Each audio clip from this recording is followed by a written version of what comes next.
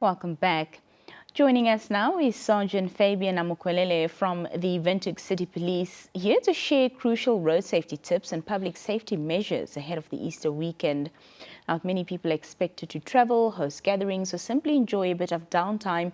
It's important to stay informed about how to keep yourself and your loved ones, as well as your property, safe.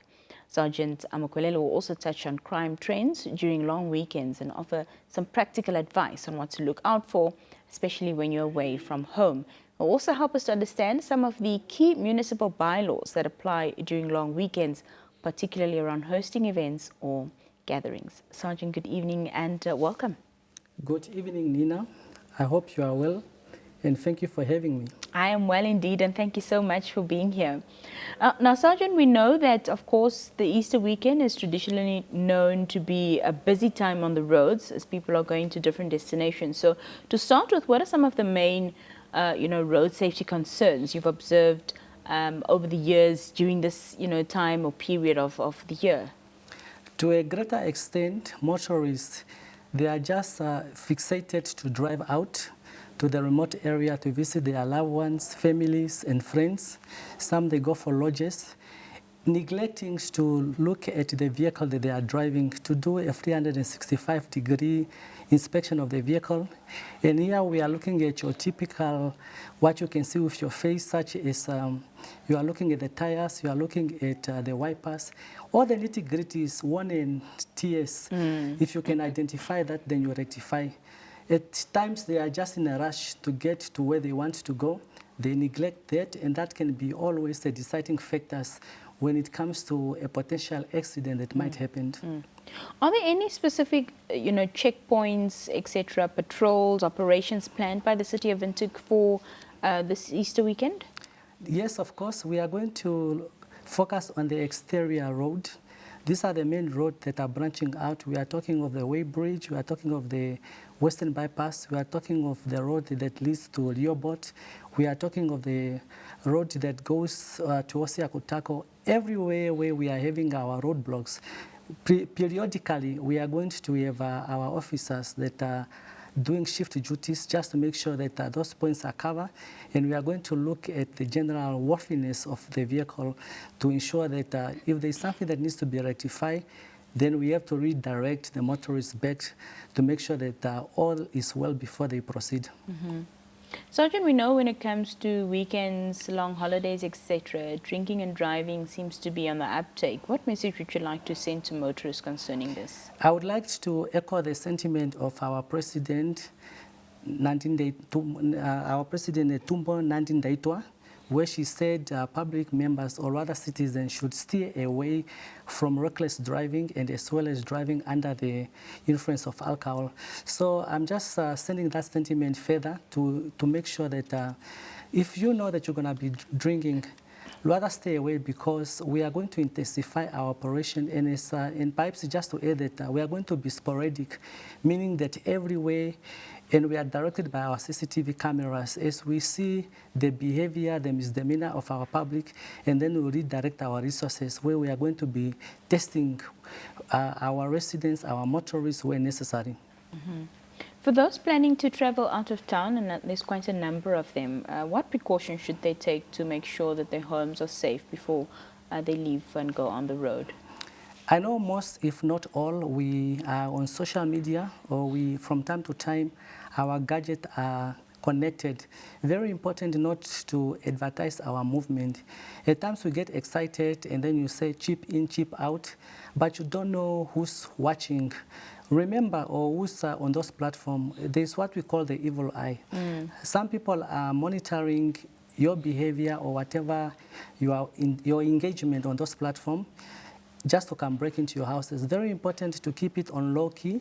Don't advertise where you are going. Don't say your movement. Very important also to alert your neighbors. Just tell them that those that you trust, of course, to let them that you're going to be moving out to look after your house.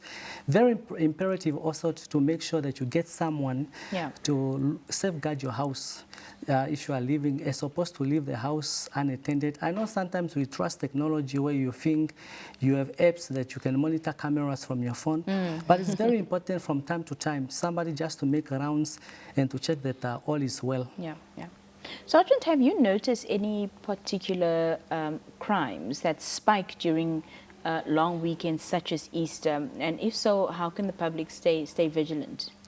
Well, yes, I must say housebreaking continue to stand out because as much as we are talking out there, we are doing sensitizations, we are bringing out materials. Still, housebreaking is always on the top of infringement and on top of people that are culprits that are breaking into houses. So I should say perhaps housebreaking.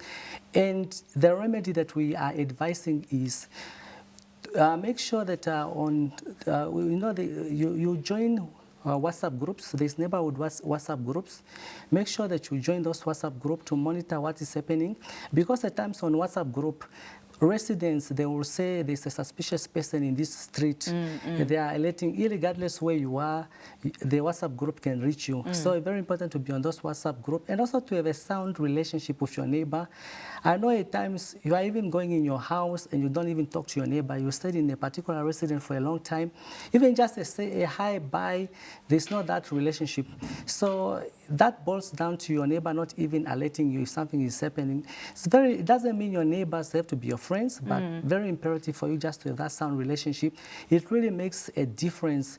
One day, should something be happening at your house, they will be enticed to inform on the group or even to call you directly. And the good thing when you are on the neighborhood group as well, numbers are there. If your neighbor knows this house belongs to you, even though they don't have your number, they can go there and just look for your number by looking at the picture, and then they will call you and say, did you authorize this person to be standing in front of your house or to be removing this furniture from your house? All of that, very, very important. And also to have emergency numbers. The emergency number, like for example, in my case, I have a notice board at home where I put all the emergency number. Even if I'm not there, those that are staying with me, they'll be able to know this is the number for the doctor, this is the number for the police in case of emergency, because I might be in a distress, I'm not able to talk. Then at least the little one or any person, members of the house, they know the first point of reference to get the emergency number. So we are also urging to those that you are leaving behind, maybe they are not so knowledgeable, just have a central point in your house where you put all the emergency numbers, starting from your doctor's number or anything, so that they don't have to rush on the internet, because that's also the moment where they are in panic. Well, we also know, Sergeant, that this time of the year, when it comes to long holidays and special holidays such as Easter, many families gather around, and host some, festivities. So are there any municipal bylaws that you can talk to us about in terms of noise regulations that residents should be aware of? Yes, the bylaws are quite a lot, and I like the fact that you highlighted one, which is noise pollution. And to just go in the crack of it, noise pollution simply means the moment the sound level or the sound system can be heard in the next yard or by the next person who's not in the confinement of your space, then indeed it is noise pollution. Very important also to talk to our neighbor, just to tell them that this coming weekend or today, I'm going to be having a function that will stretch all the way until 12 o'clock midnight. Please bear with me. But that's not an excuse, but it's just good. It eases your neighbors when you tell them of your intention, of what is happening. Other than that, it's very important for us also to do self-regulatory, where you make sure if you are going to be having an event, you can even step out of your boundary and see if I'm outside my pen handle, can I hear the sound or not? And then as the night winds up, you just ensure that you reduce the level. As we all know, as the hour goes into the night, the sound level tends to travel faster because there's no other sounds. So that's what we have observed. So very important is as you wind up in the night, maybe to other hours, you just reduce the sound level. You keep reducing it to such a way that it's not a disturbance to the next person. Yeah. Well, finally, Sergeant, your message to the public as we head into the Easter weekend, what's the one thing that you hope everybody keeps in mind? What we are hoping is that one life lost is one life too many. Very important not to be reckless on the road. I retaliate again what the President said in Tumbo Nandin Daitwa, that we should stay away from reckless driving. Let's play our part.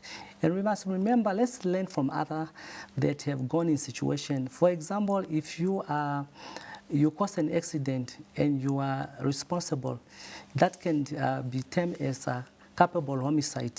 So you don't want to be, here you are mourning of the person that was in your vehicle, and at the end of the day, you have court cases that you are dealing of culpable homicide, something that you could have prevented.